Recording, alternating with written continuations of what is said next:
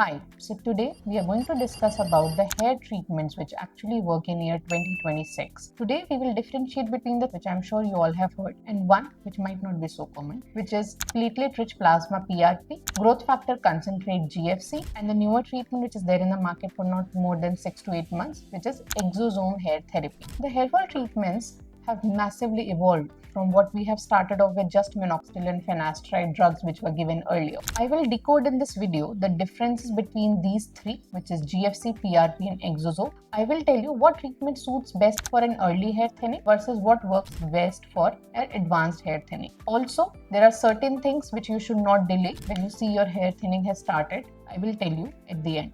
Number 1. Let's differentiate the three in a tabular format. If PRP, which is platelet-rich plasma, is something where we take your own blood, which can vary from 10 to 12 ml, which has VEGF, which is vascular endothelial growth factors, and PDGF, which is platelet-derived growth factors. So what are they actually doing? They go into your hair cell, more around your hair matrix, which has all the stem cells and growing cell, and give it a push with these growth factors. What it also do, it helps in neoangiogenesis, which is new blood vessel or new blood supply. आपके बाल मर रहे हैं, आपकी roots dry और dead हो रहे हैं, उसके आसपास ब्लड सप्लाई कम हो गई है. So with the help of the PRP along with the microneedling that we are doing, we have neoangiogenesis, नई blood vessels का formation. How are they placed? We do the sessions, 4 to 6 sessions, once in a month, which is placed at a month's gap. For every session, we give local anesthesia to the patient. How do we prepare PRP? हम आपका 10 से 12 ml blood लेते हैं, जो कि specialised PRP tubes में डाल के हम उसको एक स्पेशल चेंबर में प्रिपेयर करते हैं, which takes 30 to 40 minutes. So this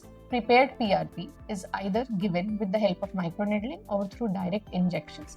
The direct injections are with the help of an insulin syringe, which is not very painful. हमारे मंथली सेशंस रिपीट करते हैं. सो PRP हमारा ये एक ओल्ड प्रोसीजर है. Then came GFC, which is growth factor concentrate. इसमें भी हम आपका ब्लड लेते हैं, सेम ट्यूब होती है, सिमिलर प्रोसीजर होता है, but that tube has some additive growth factors. These growth factors when along with the PRP are given to your hair roots, new blood vessels बनेंगी, उसको एक बूस्ट ऑफ ग्रोथ फैक्टर्स मिलेगा आपके dying hair matrix cell को, और वहां पे cell proliferation होगी और नए बालों का ग्रोथ हो सकता है. सो GFC is a slightly better version of PRP. This is also done in 4 to 6 sessions. एक महीने के गैप पे ये सेशंस होते हैं, और सेशंस हम लोग सिमिलर फैशन में करते हैं जैसे PRP करते हैं. Now comes exosomes. एक्सोसोम्स एक एक्स्ट्रा सेलुलर वेसिकल्स हैं, जो कि हमारे सेल से ही डिराइव्ड है. हमारे सेल के एक वेसिकल्स निकलते हैं जिनके एक साइटोप्लाज्मिक मेम्ब्रेन है, उनका अपना न्यूक्लिक एसिड है, उनके अपने अंदर प्रोटीन स्ट्रक्चर है. तो इससे हमें क्या फायदा? ये एक्सोसोम्स का इंटरसेलुलर कनेक्शन बहुत अच्छा होता है. हम जो भी आपको ग्रोथ फैक्टर्स या प्रोडक्ट्स से दवाइयां दे रहे हैं, वो सेल में कितना पहुंच रहा है हमें उसकी कोई गारंटी नहीं है. इसीलिए PRP GFC हर पेशेंट में इफेक्टिव नहीं होती. वेयरएज एक्सोसोम्स, क्योंकि आपके सेल के derived plasma membrane bound vesicles हैं, वो आपका इंटरसेलुलर कनेक्शन अच्छा होता है. वो आपके सेल के अंदर जाते हैं और उसके अंदर कुछ ऐसे चेंजेस करते हैं, आपके सेल में इनकॉर्पोरेट होते हैं कि आपकी ग्रोथ फैक्टर्स देके आपकी ग्रोथ बहुत अच्छी होने लगती है. So the exosomes are in an initial phase now, but of course they are available for treatment. Plant derived exosomes which are little safer. There are human derived exosomes which are supposedly more effective, but their safety is yet to be established. I am sure with the going trend, by this year end we will have excellent exosomes in our hand. So this is the major difference. Coming to the number of sessions for exosomes, you need around 6 sessions. 3 sessions हम initial high dose के shock therapy देते हैं और बाकी 3 sessions हम बाद में देते हैं. इनका प्लेसमेंट हम लोग 3 वीक्स to 4 वीक्स के गैप पे करते हैं, और ये हम लोग माइक्रो नीडलिंग के थ्रू ही स्कैल्प में डालते हैं, not through direct injections, unlike PRP and GFC.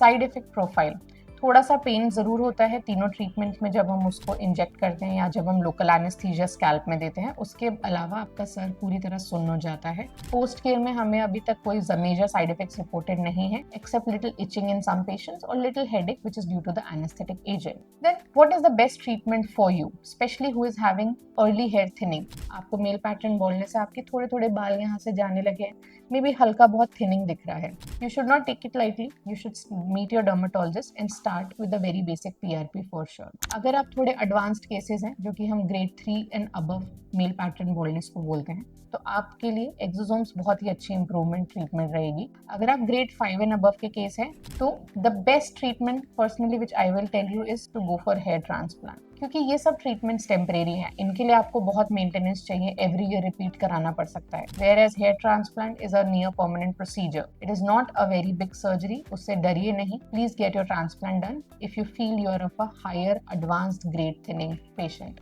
In the end, I'm going to share कि common mistakes patient क्या करते हैं when choosing a treatment or not choosing a treatment.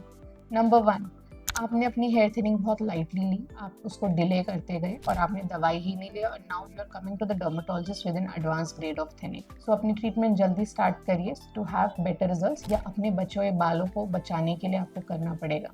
Number 2, आपने early thinning है but आप self care कर रहे हैं, आप इंटरनेट और इंस्टाग्राम पे देख के प्याज का रस लगा रहे हैं, रिडेंसिल किसी ने इंग्रेडिएंट बता दिया उसका सीरम लगा रहे हैं, उसकी करेक्ट कंसंट्रेशन नहीं यूज हो पा रही है, आप रेगुलर ट्रीटमेंट नहीं कर रहे हैं because hair treatments need 4 to 6 months at least in the serum form, या फिर आपने अपने PRP GFC सेशंस करवाए बट 2 या 3 सेशन करा के बंद कर दिए। So these are the mistakes that people make in the early thinning phase where you see maybe little results, little density improvement and then you stop taking the treatment and then you end up in the advance stage very soon. And number 3 mistake, आप transplant से डरते रहते हैं और आप transplant की तरफ नहीं जाते हैं। आपको ट्रांसप्लांट करवाना चाहिए। ट्रांसप्लांट एक बहुत ही सिंपल प्रोसीजर है, इसे करवा के आप अपना लाइफ टर्म बहुत सारे प्रोसीजर्स और ट्रीटमेंट से बच सकते हैं।